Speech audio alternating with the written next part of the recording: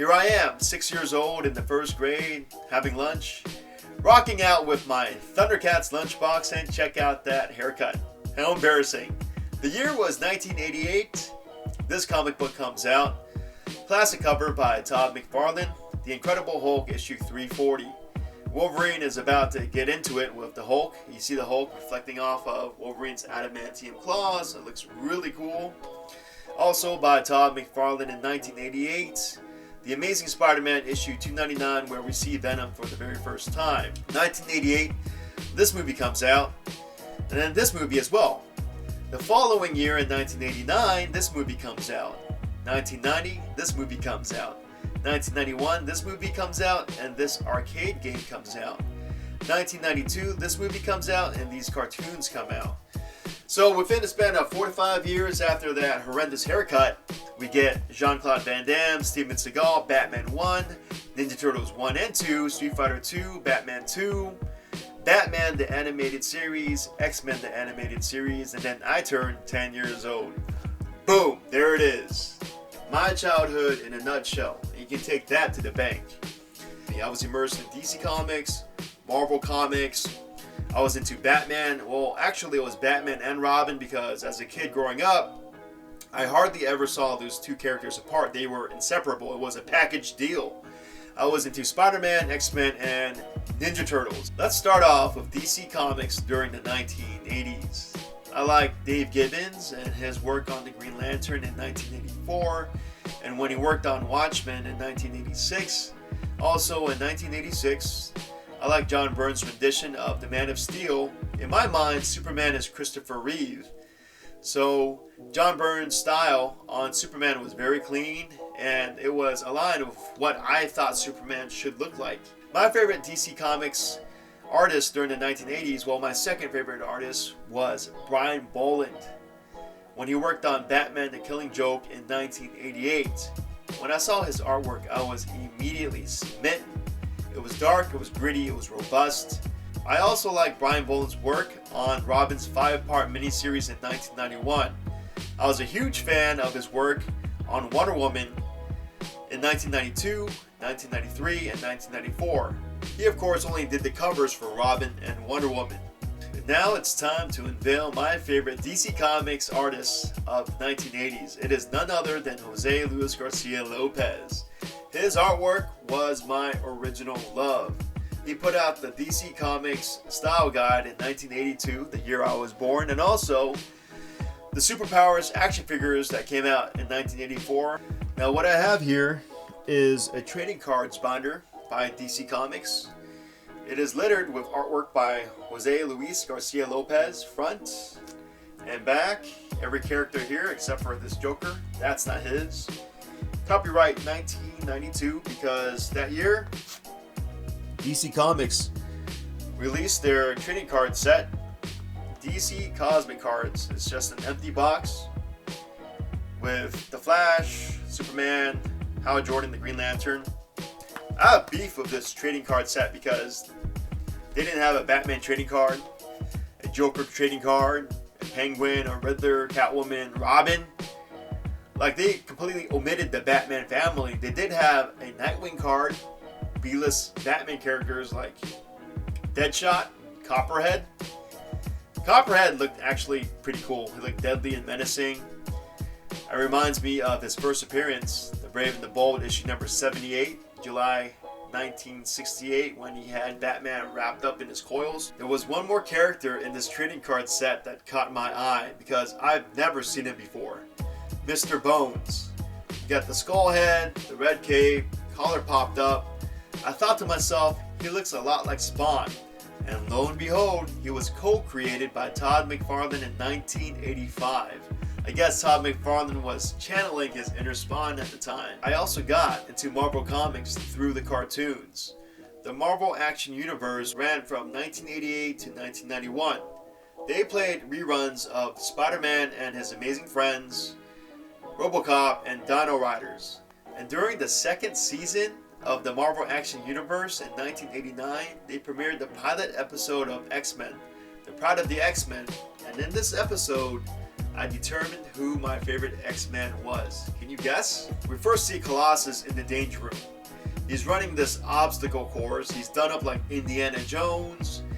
He's running, he's very agile, he does a flip, the walls are coming down on him from up, down, left, right.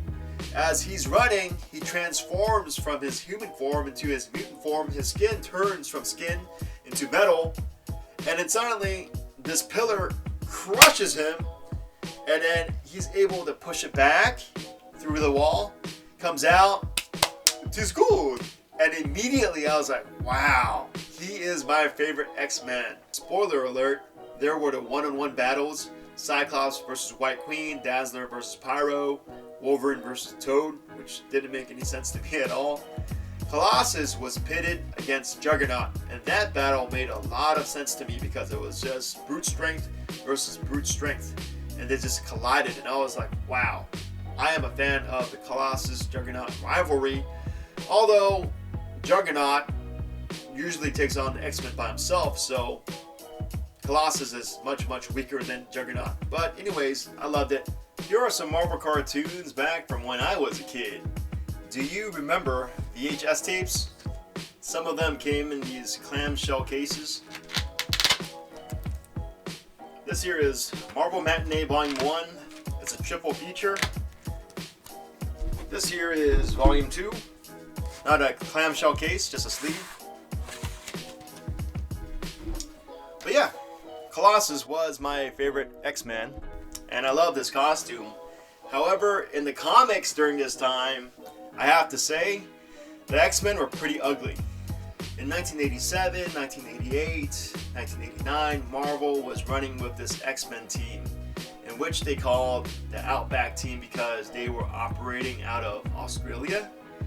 And Colossus, his costume wasn't really much of a costume because they just put him in a black Speedo. They wanted to depict him like a Arnold Schwarzenegger bodybuilder, and I wasn't a fan at all. Let's have a look at the Uncanny X-Men 225. There is an example of Colossus during the late 80s. Let's go ahead and look at the Uncanny X-Men 227. There's the Outback team, and I just wasn't a fan at all. For me, the artist that salvaged my X-Men experience through the comics was Arthur Adams, also known as Art Adams. So Art Adams was illustrating the covers of these X-Men reprints, and I felt that they were excellent. Let's have a look at Classic X-Men issue number 1, came out in September of 1986. In 1990, Marvel featured two big first appearances in the X-Men universe. The first character was created by Louise Simonson and Rob Liefeld. This character's name was Cable. He first appeared in the pages of New Mutants number 87. I have a copy right over here. It is a CGC Signature Series graded book of 9.4, signed by Rob Liefeld. The other character who appeared in the X-Men universe was your favorite Cajun thief, Gambit. His first appearance was the Uncanny X-Men 266. However, there is an ongoing debate on whether or not that issue was his first full appearance, because if you take a look at the Uncanny X-Men Annual number 14, came out in 1990, illustrated by Arthur Adams, we see Storm and Gambit having a conversation with each other before going underground, and Storm does refer to Gambit by his name. They go underground, and the first person that they run into is Cable. And I thought this was really neat because we got two characters whose first appearance was in 1990. Now let's fast forward to the following year in 1991. There were a lot of first appearances. The third Ghost Rider, Danny Ketch, first appeared in Ghost Rider Volume 3, issue number 1. This isn't Marvel, this is Eternity Comics, but those of you who are fans of Lady Death and Evil Ernie, they first appeared in Evil Ernie issue number 1, which came out in December of 1991. I have some action figures of Evil Ernie, and also Lady Death. These action figures came out in 1997. Also appearing for the very first time in 1991 was Cletus Cassidy. Those of you who watched the 2018 Venom movie Woody Harrelson played the character Cletus Cassidy, who will go on to become Carnage. And I believe the second Venom movie is called Venom 2, Let There Be Carnage. In 1991, Darkhawk makes his first appearance in Darkhawk issue number 1, illustrated by Mike Manley. Do you guys remember the Silverhawks from 1986? I've always felt that Darkhawk looked like he could be one of their villains the way he was designed. Marvel just released Darkhawk, Heart of the Hawk, issue number 1, also illustrated by Mike Manley to commemorate the character's 30th anniversary. Another Marvel character celebrating his 30th anniversary this year is none other than Deadpool, co-created by Fabian Nicieza and Rob Liefeld. He first appeared in the pages of The New Mutants number 98, and I also have a copy of that book graded. This is CBCS 8.0 witness signature, also signed by Rob Liefeld. And if we look on the back here, they're promoting the Punisher Nintendo video game, and this Punisher is illustrated by Jim Lee. They took this off the page of Punisher War Journal issue number 8. Let's go ahead and fast forward 2 more issues to issue number 100, which was also the final issue of volume 1 of The New Mutants. In this issue, we see the first appearance of X-Force. In 1991, the top 2 best-selling comic book titles were X-Force, issue number 1, illustrated by Rob Liefeld, which sold north of 5 million copies. It also broke Todd McFarlane's Spider-Man record from 1990. And the other book was X-Men issue number 1, illustrated by Jim Lee, which sold north of 8 million copies, and this book still holds that record till today. We're going to be talking about Jim Lee and the X-Men in vlog number 3, so I'm going to go ahead and put this to the side. X-Force issue number 1 came with a trading card. Mine was Sunspot and Gideon. Recently, the Deadpool rookie card that came with this book that was graded at PSA of Gem Mint 10 sold for thousands of dollars. Obviously, I wasn't as fortunate to have gotten my hands on that card. However, it's still a pretty good book here. Let me open up the book. The front cover and back cover connect. You can see the whole team there. Rob Liefeld and I are both natives of Orange County, California, not Florida. And so it wouldn't be uncommon to run into him at an LCS, local comic shop. I ran into him several times over the years in Anaheim, Orange, and Tustin. Really nice guy, he's good to the fans.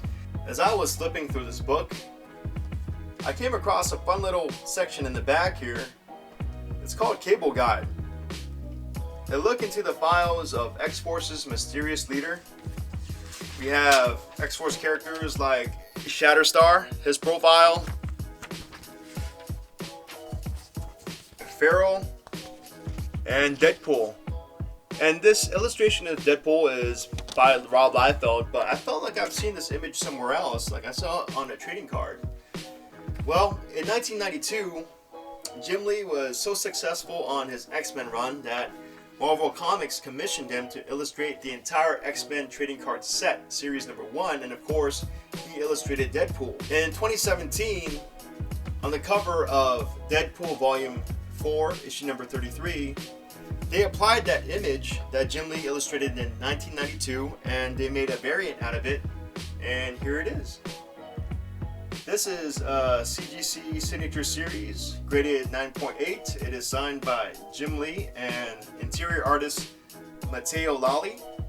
And I was thinking maybe Jim Lee, the arms are positioned differently, but maybe he borrowed from that image. Now, I'm not saying that Jim Lee swipes or anything, but if you have a look at my favorite character, Colossus, and his trading card from 1992, and you align it against, say, Art Adams' illustration of Colossus on the cover of Classic X-Men issue number 7 from 1986-1987, well, I'll let you be the judge of that. Does Jim Lee borrow from other artists?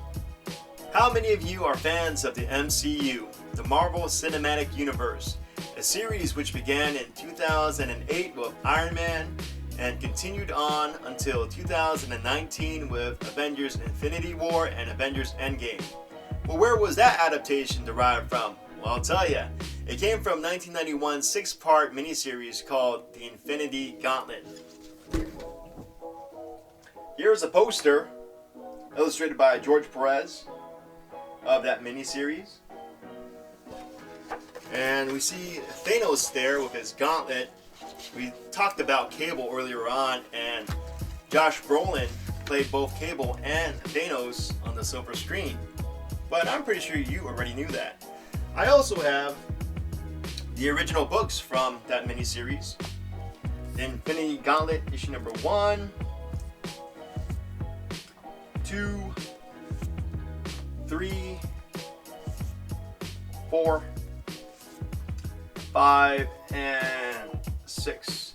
I normally have these books bagged and board, but I kept them out because I wanted to share with you the back cover ads. Let's turn it around. We have Dungeons and Dragons. We have the Wolverine NES game. X-Men action figures. The Marvel Universe 2 trading card set, 1991. Dungeons and Dragons and Dungeons and Dragons. Regarding the Dungeons and Dragons, I don't care about.